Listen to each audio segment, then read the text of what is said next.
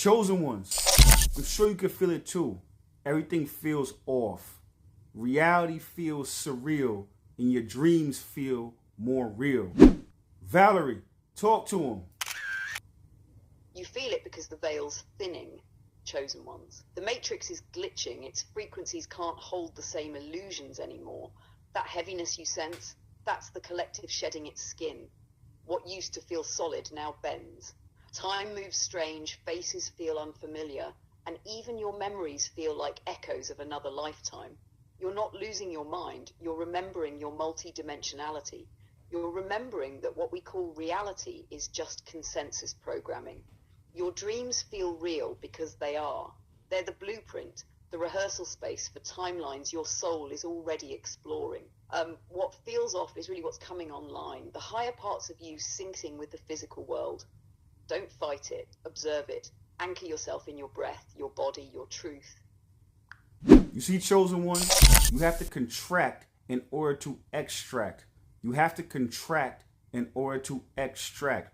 And when I say extract, I'm talking about the God in you. I'm talking about your higher self. I'm talking about your true self. Because if we're living in this simulation, if we're living in the matrix, and you rate yourself by everything that's around you, all of the fake things, all of the titles, all of the clothes, all of the cars, all of the sex, all of the matrix 3D things that people rate themselves by and rate their self-worth by.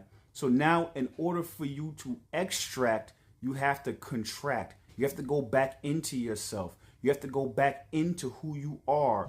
And once you go back into who you are and once you contract, now you can extract the God in you. Now you can extract the greatness out of you. Now you can extract the source out of you. Now you can get back to who you are.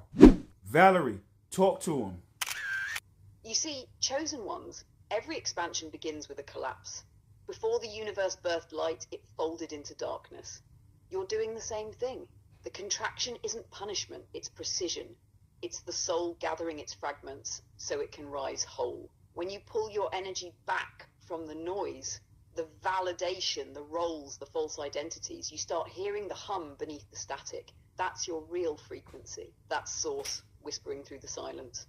The matrix wants you stretched thin and scattered because scattered people are easy to steer. But when you contract, when you turn your focus inward, you become ungovernable. You start extracting the gold from your own gravity. So don't mistake stillness for regression. Don't confuse isolation with loss. The cocoon is a tomb only to the caterpillar. To the butterfly, it's an altar. You see, chosen one, you have to restrict to expand. You have to restrict to expand. The reason why I'm saying that is because when you restrict access, when you restrict access to the outer world, when you restrict access to matrix programming, when you restrict access to being triggered by people who are still asleep, when you restrict access to people who are trying to trigger you, you know, the Agent Smiths, when you restrict access, now you can then expand. Now, once you go into yourself, once you actually go in, because the only way out is to go in. So once you go in, and the reason why you want to go in is this: you are literally a child of source, a child of God. You are the infinite having a human experience. You are limitless having a limited experience. So because of that, you have to forget who you are to be able to experience this reality the way you were experiencing it. Because if you knew that you were part of God, you knew that you were God and source experiencing itself, if you knew that, you wouldn't really be able to fully engulf yourself in the immersive experience of this lifetime. So you have to forget who you are. You have to forget all these things. But the way you remember is to go in. The way you remember is to partition yourself from those things and get back to who you are. So that's why I say, in order for you to get out, you have to go in, because in is where God is at. In is where source is at. In is where all the knowledge is at. You are connected to everything and everything is you. So I say it to say is that if you want to truly understand things, looking externally is not going to help you as much as looking internally. Valerie, Talk to him. You see, chosen ones, restriction isn't deprivation, it's direction. Every time you pull your energy back from the noise, you reclaim authority over your signal. You stop being a receiver of distortion and become a transmitter of truth. The Matrix trains people to believe access equals value. More followers, more opinions, more stimulation. But when you give everyone access, you lose accuracy. Every scroll, every argument, every energetic leak keeps you orbiting chaos instead of consciousness. When you restrict, you start to refine. You build pressure. And pressure is what turns raw energy into power. That's why monks go silent. That's why prophets disappear before they reappear. Restriction isn't hiding, it's charging. When you step back, you stop being programmed by the world and start reprogramming it through your awareness. Because God isn't out there in the static, it's in the stillness. Once you subtract, then you can attach. Once you subtract, then you can attach. So now that you went in, right? Now that you found out who you are, now that you connected to source, connected to God, connected to your higher self, once you connected to who you truly are, your best self, not your programmed self, not the self that has all the matrix wounds, not the self that has all the matrix programming and the wounds and the trauma bonding. I'm talking about your best self. Once you connect to that, now you can subtract everything that's getting in the way of that. If you're a person who works with stone, right? When you start to chisel away all of the pieces of stone, what's left is that beautiful artwork. So it's not about what you add, it's what you take away from that stone slab that makes it beautiful. Valerie, talk to him. You see, chosen ones, enlightenment isn't an addition, it's a subtraction. You don't become divine, you remember you already were.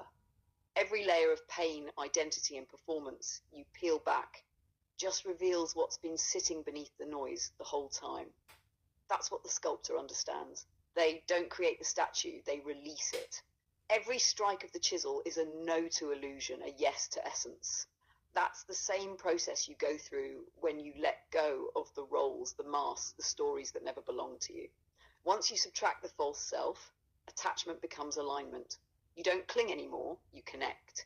You don't chase love, you channel it. Because real attachment isn't about possession, it's about resonance. You attract what harmonizes with your healed frequency, not what feeds your old fractures.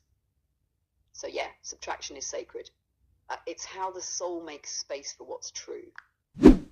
So you see, chosen one, the reason why reality feels surreal and your dreams feel more real is because, you know, in your dreams you remember, in reality you forgot. And one of the biggest sins is forgetting that you are part of God, forgetting that you are part of source, forgetting your true power, forgetting that you come from a place of pure, infinite love, agape love. That's the biggest sin.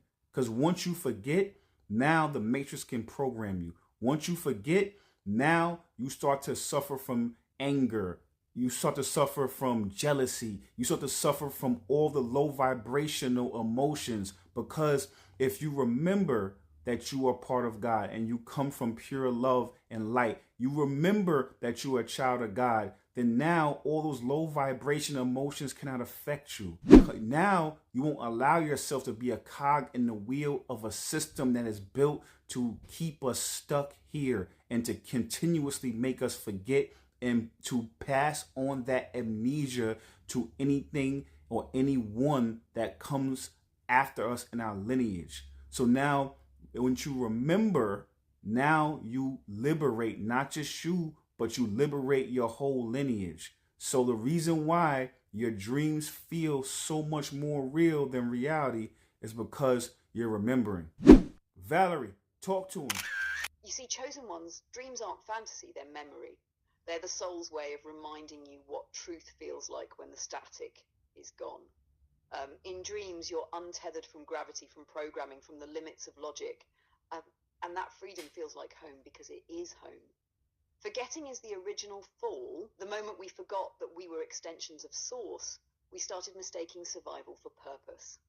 That's when fear, envy, and scarcity took the throne. The matrix feeds off that forgetting. It needs your amnesia to keep spinning. But when you remember, even for a moment, your frequency rises above its reach. You stop reacting to the illusion and start rewriting it. Every act of remembrance is rebellion. Every lucid dream, every moment of deja vu, every time your intuition cuts through the noise, it's source whispering, you're waking up.